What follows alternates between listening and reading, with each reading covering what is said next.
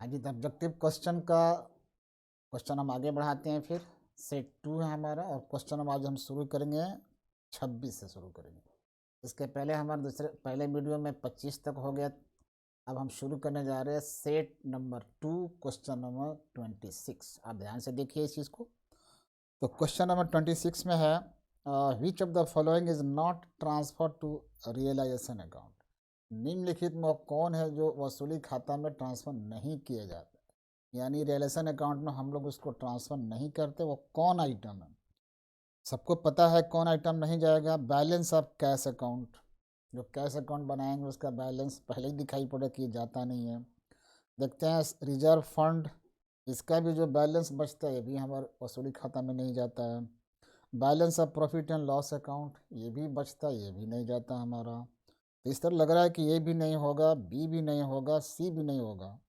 ये 26 का जो आंसर होगा वो डी होगा। ये सभी जो बैलेंस बचते हैं हमारे रिलेशन अकाउंट में नहीं जाते हैं।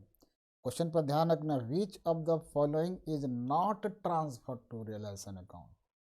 ठीक है, तो इसमें से कोई भी इसमें नहीं जाता। तो क्वेश्चन नंबर 25 का आंसर हमारा होगा लास्ट वाला D. Next point, question number 27। देखते हैं क्या होता है 27 में।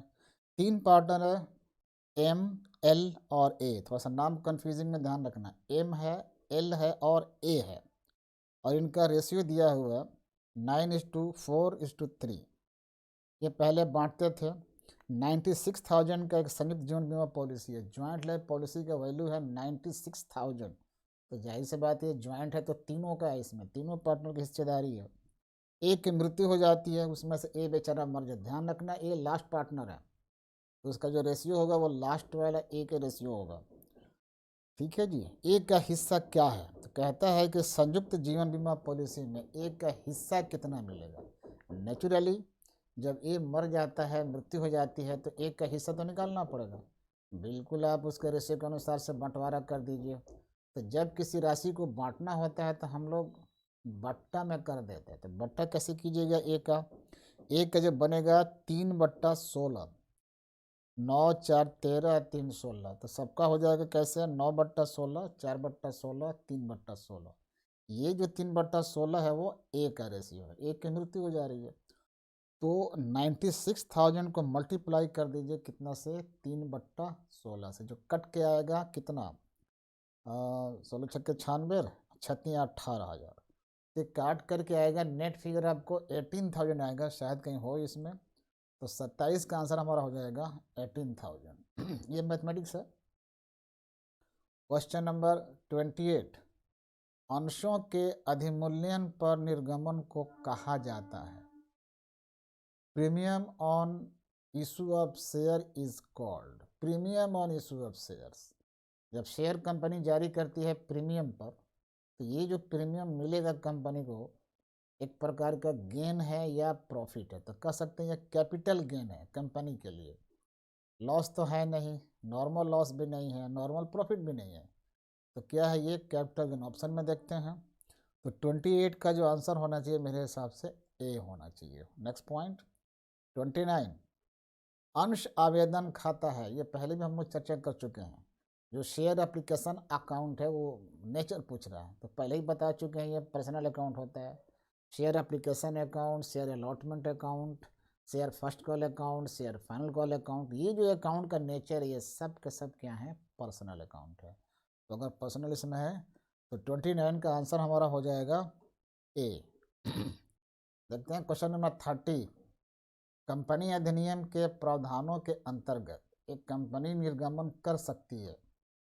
Under the provisions of companies act a company can issue, एक कंपनी इशू कर सकती है क्या क्या भाई, ओनली इक्विटी शेयर्स, ये भी गलत है। ओनली प्रेफरेंस शेयर्स, ये भी गलत है। हम सब जानते हैं कंपनी अपने नियम के अनुसार इक्विटी शेयर भी जारी कर सकती है, प्रेफरेंस शेयर भी जारी कर सकती है, डिवेंचर भी जारी कर सकती है। ठीक है, अब देखते हैं ऑप्शन क्या क्या है। कहते हैं कि ओनली, तो ओनली वाले तो बात चलेगी नहीं।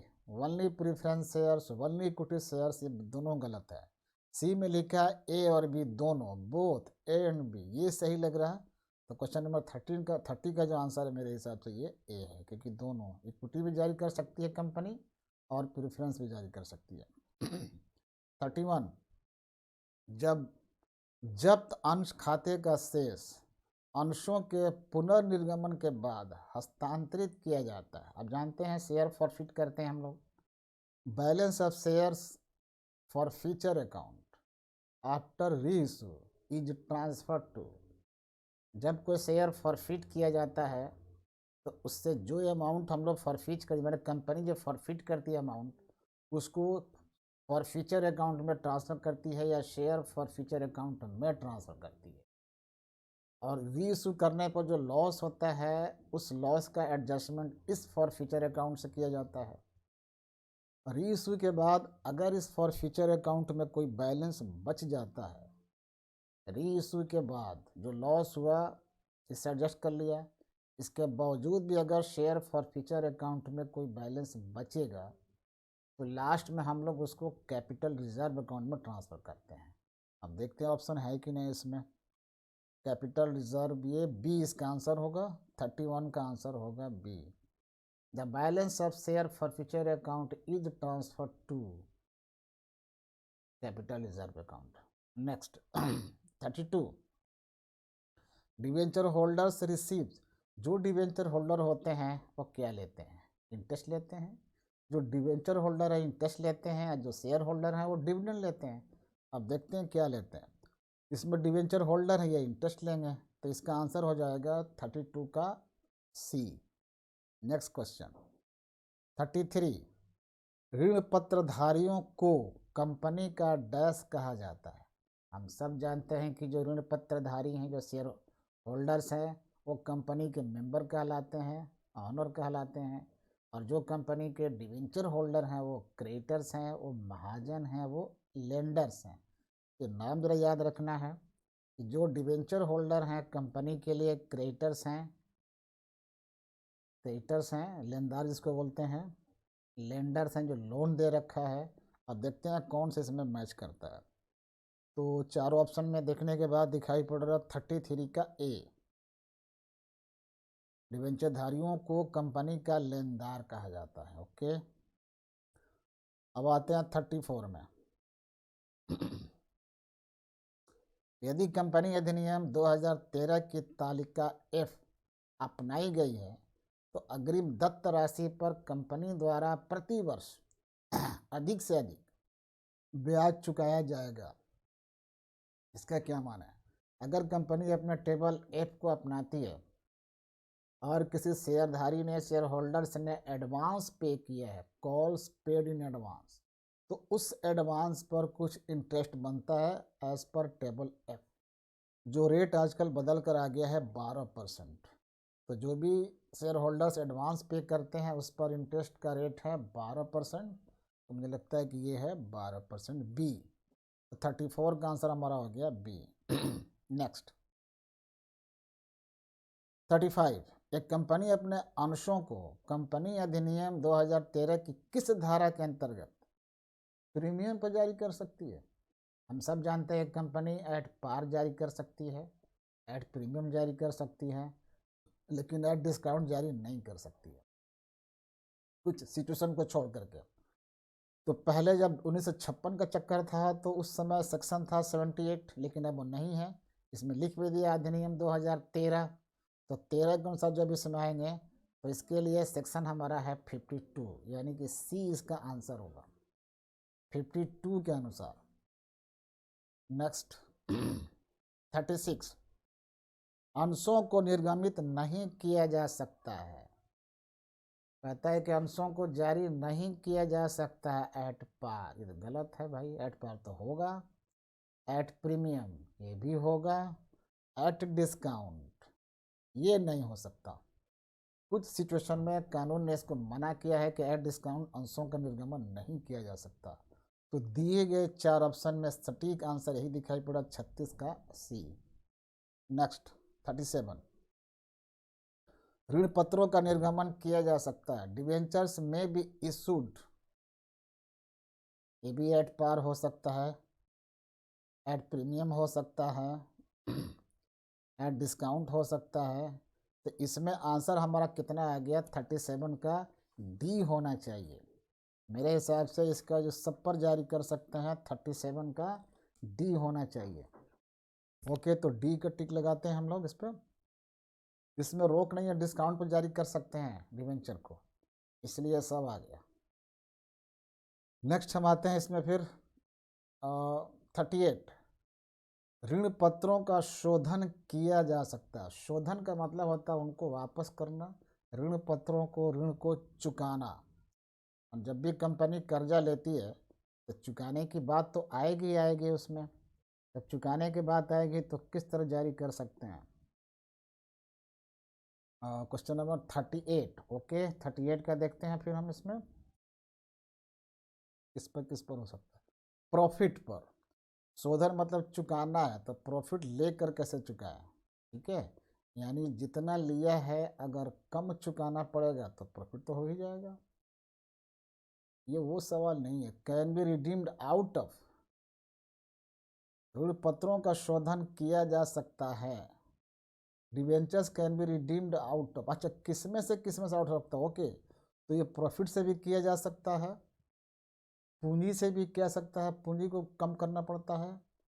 प्रोविजन या रिजर्व बने हैं उससे भी किया जा सकता है।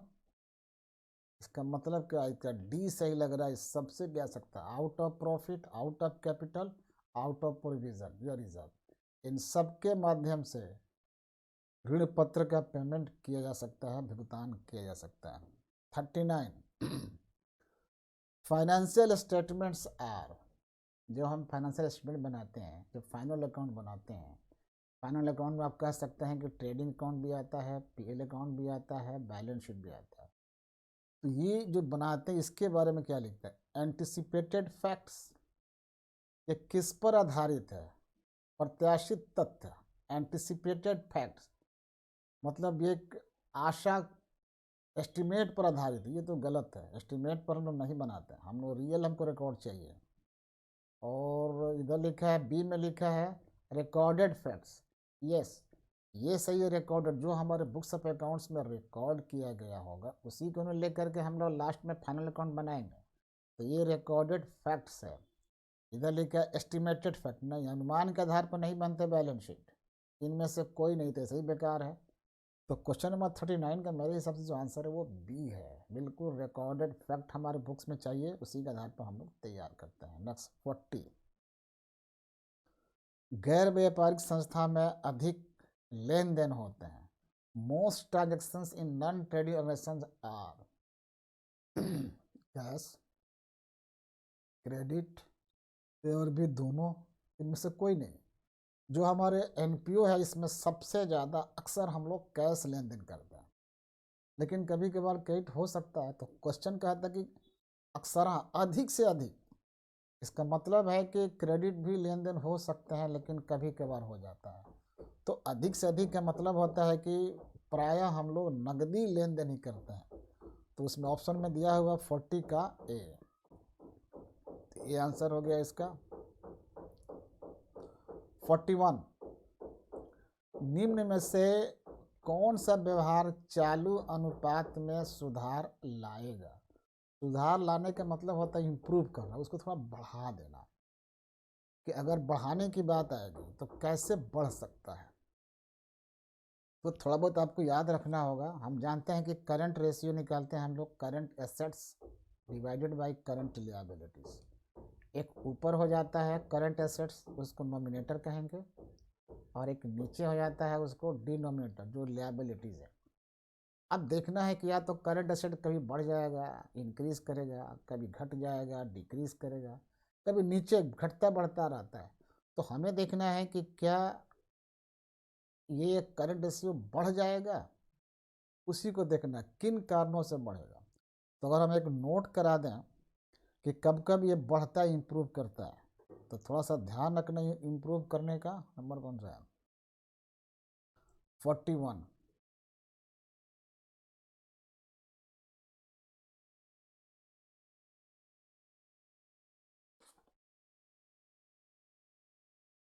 41, इम्प्रूव करंट रेशियो हम नोट कर देते हैं नीचे।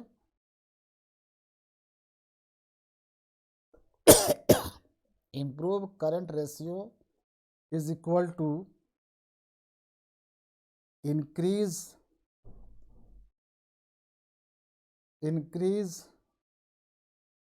in asset increase in asset and liability constant। अगर एसेट हमारा इंक्रीज करता है लेकिन लायबिलिटी जस के तस रहता है तब ये रेशियो बढ़ जाएगा। एक दूसरा कारण भी है और याद कर सकते हैं यहाँ पर। पहला कारण हो गया हमारा ये। एक और कारण हो सकते हैं increase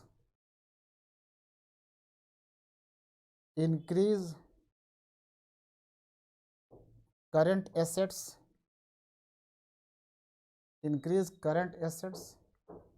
but decrease current liabilities. अगर ऊपर हमारा करंट एसेट बढ़ जाता है और नीचे वाला जो करंट लिएबिलिटी अगर वो घट जाता है तो ये रेशियो बढ़ जाएगा। आवाज़ को ध्यान से सुनिए। एक और कारण हो सकते हैं बढ़ने का, ये रेशियो कैसे बढ़ सकता है। तो करंट एसेट बढ़ जाए, डिक्रीज करंट रेशियो बढ़ सकता है, डिक्रीज इन करंट एसेट्स और decrease in current liability by the same figure. अगर हमारे करंट एसेट में कमी आती है और उतने ही फिगर से हमारे करंट लिएबिलिटी में भी कमी आती है तब भी हमारा जो करंट रेशियो ओवरऑल जो बन के आएगा वो इम्प्रूव कर जाएगा, बढ़ जाएगा। तो चेक करते हैं हम इस आंसर को, इसको सेट करके देखते हैं क्या होगा। तो जैसे आप चेक करोगे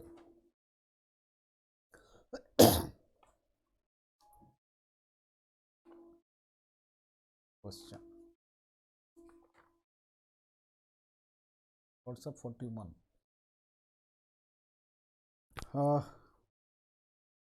माल का नगद क्रय। अगर माल का नगद बिक्री कर रहे हैं तो क्या हो रहा है, जितना से एक एसेट जाएगा यानी कम होगा, कैश जाएगा तो कैश उतना से घट गया एसेट, और उतना ही से हमारा गुड्स आ गया यानी स्टॉक बढ़ गया। इसमें कोई चेंज नहीं हुआ, ना बढ़ा ना घटा। एक ही साइड का एक एसेट जितना से बढ़ा उतना ही से फिर घटा, तो जस के तस कांस्टेंट रहा, तो कोई असर नहीं है, ए में कोई फर्क नहीं पड़ेगा। Cash received from customers.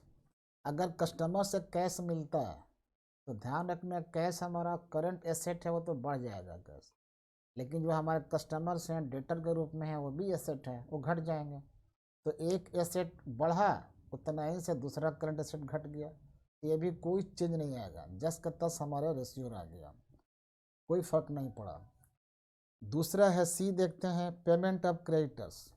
जब आप क्रेडिटर्स के पेमेंट करोगे तो क्रेडिटर्स को पेमेंट करने का मतलब कैश हमारा घट गया, यानी करंट एसेट कम हो रहा है, और उतना ही से क्या घट रहा है, करंट लिएबिलिटी भी। क्योंकि क्रेडिटर्स हमारे क्या हैं, करंट लिएबिलिटी हैं, तो वो भी हमारे घट रहे हैं। तो सेम फिगर से करंट एसेट भी घट रहा है और सेम फिगर से हमारे करंट लिएबिलिटी भी घट रहे हैं। इसमें कौन सा आंसर फिर हो सकता है, ध्यान से देखना, क्योंकि बढ़ाना है तो बढ़ेगा कैसे, ये तो उल्टा हो जाएगा, फिर सेम होगा दोनों में। तो credit purchase of goods, D में देखते हैं ये हो गया, सी तो लग रहा है payment creditors. Credit purchase of goods, asset जितना से बढ़ा उतना से बढ़ गया, तो इसमें आंसर आएगा 40 वाले में सी लग रहा आंसर, इसका 41 का सी आंसर होगा। सेम फिगर से लिएबिलिटी हमारा घट रहा, डिक्रीज कर रहा है, और सेम फिगर से करंट एसेट भी डिक्रीज कर रहा है। तो जब सेम फिगर से एसेट भी माइनस हो और सेम फिगर से लिएबिलिटी भी माइनस हो तो वैसे हालत में हमारा करंट रेशियो बढ़ जाता है, इंप्रूव कर जाता है। ये हमने पहले भी लिखवा रखा उधर नोट में। तो इस प्रकार हमारा 41 का आंसर हो जाएगा सी। क्वेश्चन नंबर 42, ऋण पत्र भाग होता है, किसका पार्ट है। Debenture is the part of share capital, बिल्कुल नहीं, शेयर कैपिटल अलग चीज है ये। लॉन्ग टर्म बोरोइंग्स, ये लंबे समय के लिए कर्जा लिया गया है, लंबे समय के लिए जो उधार लेते हैं उसी को हम लोग कहते हैं लॉन्ग टर्म बोरोइंग्स। और उसी कैटेगरी में आता है हमारा डिवेंचर, लंबे समय के लिए है। ओन कैपिटल ये भी नहीं है, नॉन ऑफ दीज ये भी नहीं है। तो क्वेश्चन 42 का आंसर हमारा हो जाएगा बी। सब याद रखना, डिवेंचर हमारे लॉन्ग टर्म तक का लोन है, लॉन्ग टर्म बोरोइंग है। 43, तुलनात्मक विवरणों को यह भी कहा जाता है, जो कंपैरेटिव स्टेटमेंट हम लोग बनाते हैं, कंपैरेटिव स्टेटमेंट को एक और नाम दिया जाता है, सीधा उसका नाम है हॉरिजॉन्टल एनालिसिस। तो इसमें ऑप्शन में होना चाहिए हमारा हॉरिजॉन्टल। 43 का हमारा ऑप्शन बी सही है, हॉरिजॉन्टल। जब कंपैरेटिव स्टेटमेंट बनाते हैं उसका दूसरा नाम दे सकते हैं हम लोग horizontal analysis. 44, issue of debenture at discount is, हम शेयर को डिस्काउंट पर जारी नहीं कर सकते according to new provision of companies act, लेकिन डिवेंचर को डिस्काउंट पर जारी कर सकते हैं। तो डिवेंचर कंपनी लोन लेती है, तो लोन जितना का है अगर उसको डिस्काउंट पर लोन लेगी, डिस्काउंट पर लोन लेने का मतलब है कि जितना पेमेंट कंपनी ले रही है जितना, उससे कम अमाउंट चुकाना पड़ेगा डिस्काउंट पर, तो कंपनी को तो फ़ायदा हो गया, कंपनी को फ़ायदा हो गया। कर्जा डिस्काउंट पर ले रहे हैं, यानी 100 रुपये लेंगे तो 90 रुपये मानेंगे, 100 रुपये कर्जा को 90 रुपये मान के चल रहे हैं। ये तो कंपनी को फ़ायदा कैसे होगा कि चुकाना कम पड़ेगा उस चीज़ को। तो ये कंपनी के तरफ कैपिटल गेन है या कैपिटल प्रॉफिट कह लें। तो इसमें ऑप्शन में है ए, 44 का आंसर हो जाएगा ए।